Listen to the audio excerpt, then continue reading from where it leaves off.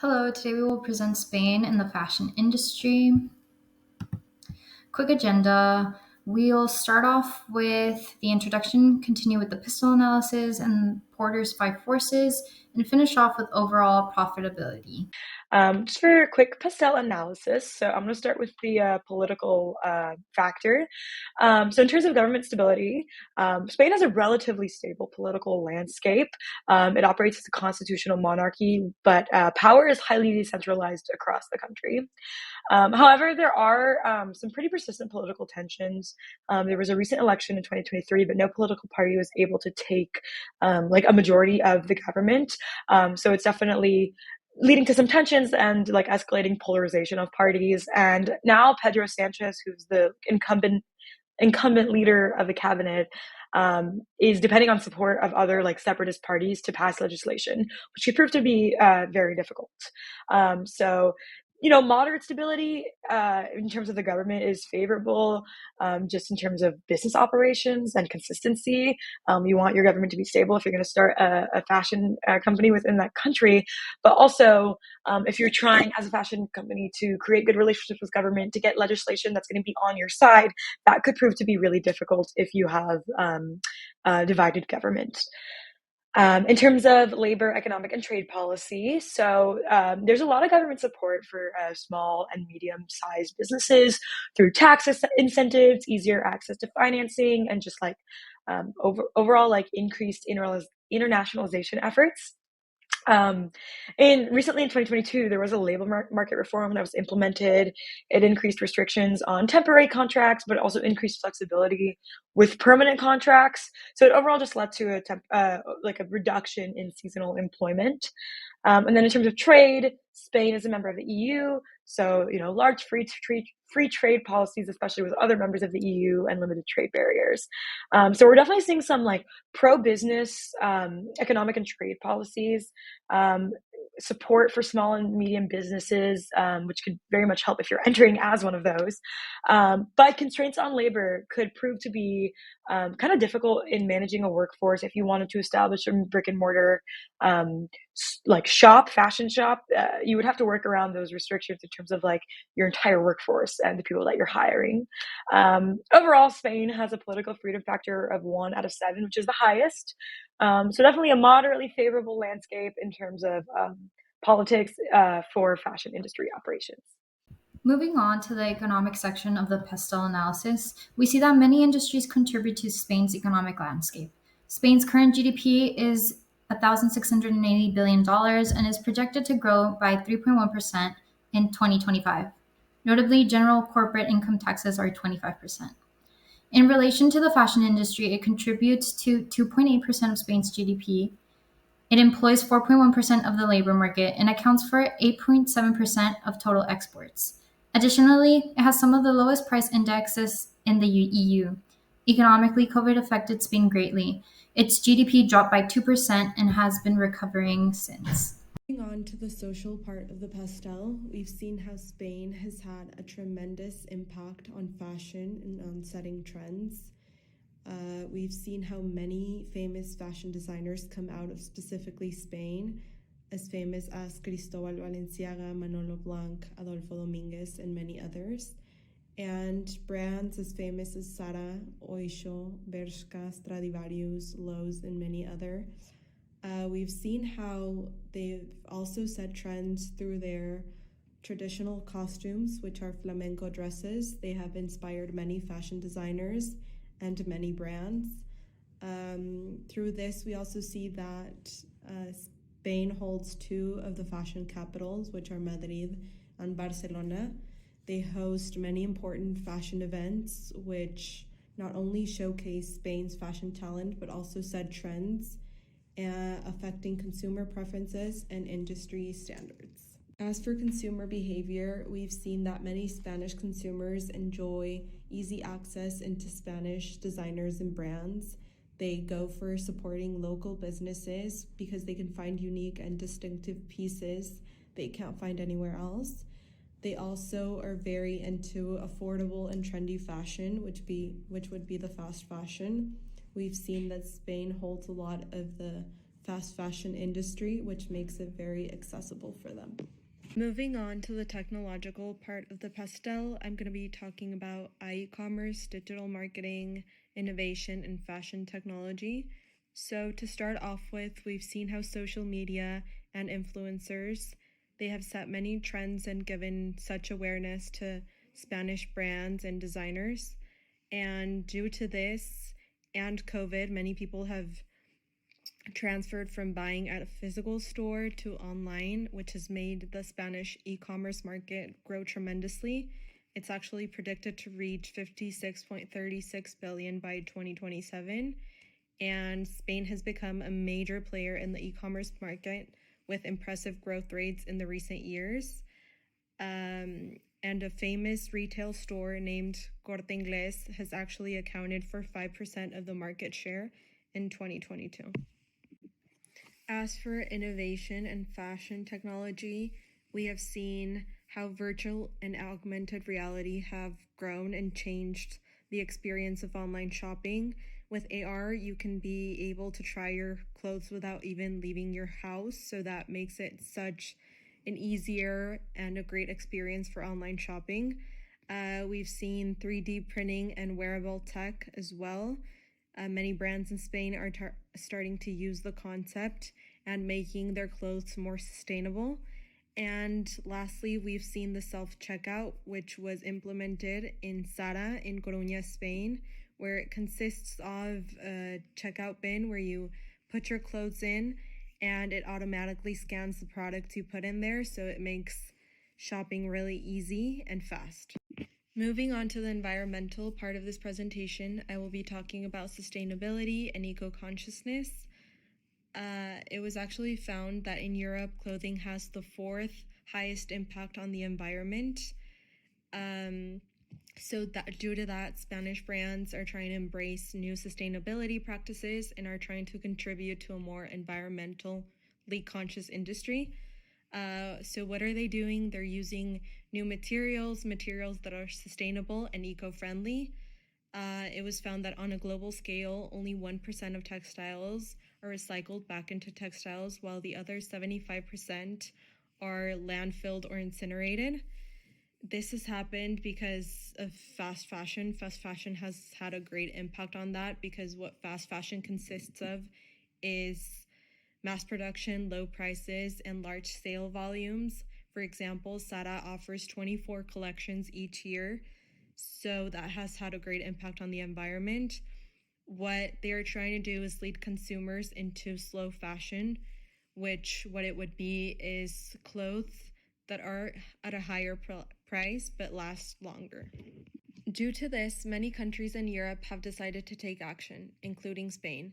They have set regulations on environmental sustainability, one being the waste management law. This states that shops will not be allowed to throw away any unsold clothes without any consequences, meaning that the polluter has to pay. There's also the 2011 textile regulations, laying down rules for labeling and marking of all textile products.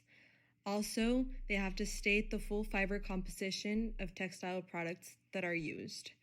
There's also the EU Ecolabel, which is not necessarily a law, but it's a certification program that establishes the guaranteed limited use of substances that can be harmful to the environment. Awesome. Now let's get into the legal aspect of our pestle analysis. Fashion retailers must comply with a bunch of rules and regulations relating to warranties, intellectual property, and consumer rights. The Spanish Consumer Protection Act impacts the fashion industry in Spain by requiring businesses to provide transparent information to consumers, as well as respecting their rights, such as prohibiting unfair commercial practices, ensuring product safety and quality, etc. As far as intellectual property, trademarks, designs, and copyrights play a large role in safeguarding brands and their designs. This means only highly original and creative designs, like unique cuts or specific patterns, can qualify for this protection. This harbors creativity in unique designs while allowing for a healthy competition within the fashion industry in Spain. Importing and exporting in Spain. Compliance with EU trade laws is particularly important, and businesses need to pay attention to navigate tariffs, quotas, and labeling requirements. The EU Customs Code establishes a common tariff system, meaning a fashion good imported from outside the EU is subject to import duties. This can, of course, influence sourcing strategies and pricing decisions. Now we can get into Porter's 5 forces from the perspective of Zara, a fast fashion brand first established in Spain. Starting with rivalry, Zara faces a moderate threat of rivalry from both established global brands and local players. Zara competes with major global fashion retailers such as H&M and Uniqlo, as well as local Spanish brands. The competition is not only on price, but also on design, quality, and the ability to quickly respond to emerging trends. Rivalry is often fueled by the need for constant innovation and differentiation. With Zara's 11,000 designs per year, whereas competition usually produces 3,000 to 4,000, Zara can ensure that their products are the most up-to-date and following trends. By having such a high number of designs pumped out year-round, there's a sense of urgency and exclusivity for consumers to get their hands on these products while they're available, whereas competition allows for their designs to sit on the shelf for a much longer period, cutting down on that it factor, giving Zara an edge here. Price competition is very common in the fashion industry, with consumers often seeking affordable yet stylish options.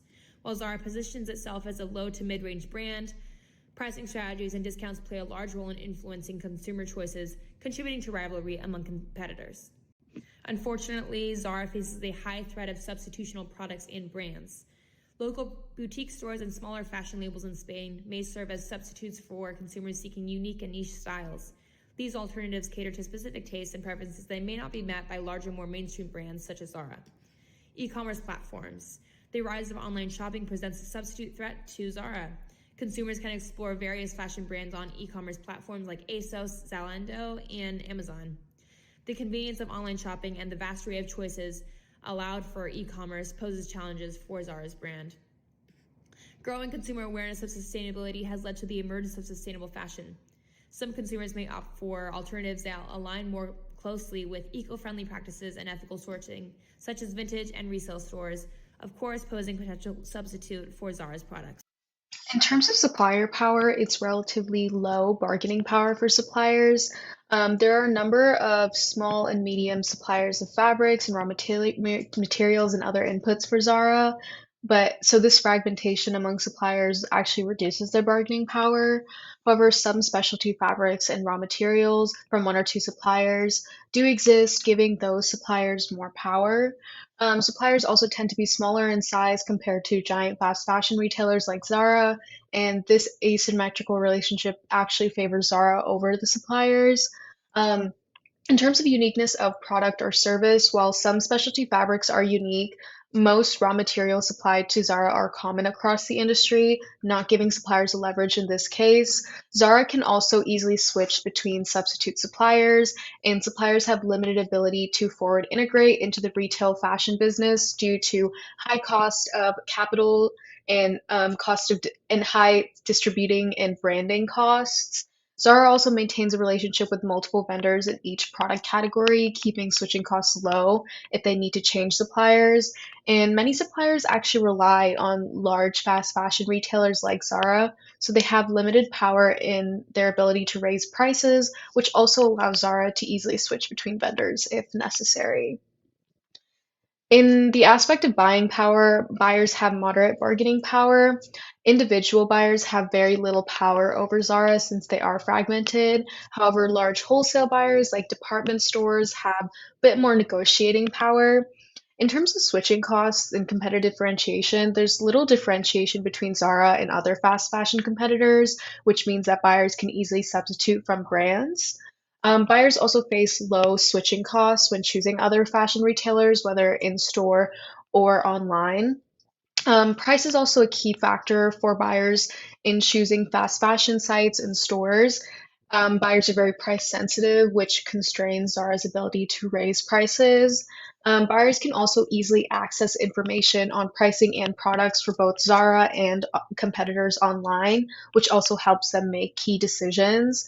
Overall, buyers have a moderate leveraging power as a result of low switching costs and their high pricing sensitivity, which favors them. In terms of threat of new entrants, it's moderately low. Setting up a new national fashion retail chain requires very high upfront capital investments in retail, inventory, supply chain, marketing, etc. However, with the rise of e-commerce, there is the potential of new entrants entering in a digital only which platform, which reduces a lot of those costs. Zara has also built up a strong brand equity and customer loyalty, especially in its home market of Spain, which makes it difficult for new players to pull customers away from these large retailers like Zara and acts as a meaningful entry to barrier in the industry. There are actually few restrictive government regulations specifically targeting new entrants in the fashion retail industry in Spain. There is the basic business licensing and tax policies, but those equally apply to new entrants and incumbents. However, there is a high specialty knowledge barrier where developing efficient global supply chain and inventory management, and also developing expertise in design, forecasting fashion trends, and quickly replicating new styles, which is critical in the fast fashion success, and Zara has deep institutional knowledge of as an incumbent. Um, Overall, all of these barriers outside of the government policy barrier present a moderately low threat of new entrants, with the only core potential being in the e-commerce space. In relation to overall profitability, we consider that entrance into the Spanish market would generate massive revenue. When looking at our pestle analysis, we see an overall moderately favorable status, especially favorable in the economic, social, and technological aspects. When looking at Porter's five forces, rivalry, substitutes, and low supplier bargaining power can deter companies from moving into the Spanish fashion market. However, low buyer bargaining power and moderately low threat of new entrants makes Spain's fashion market a relatively safe venture. Thank you so much for your time.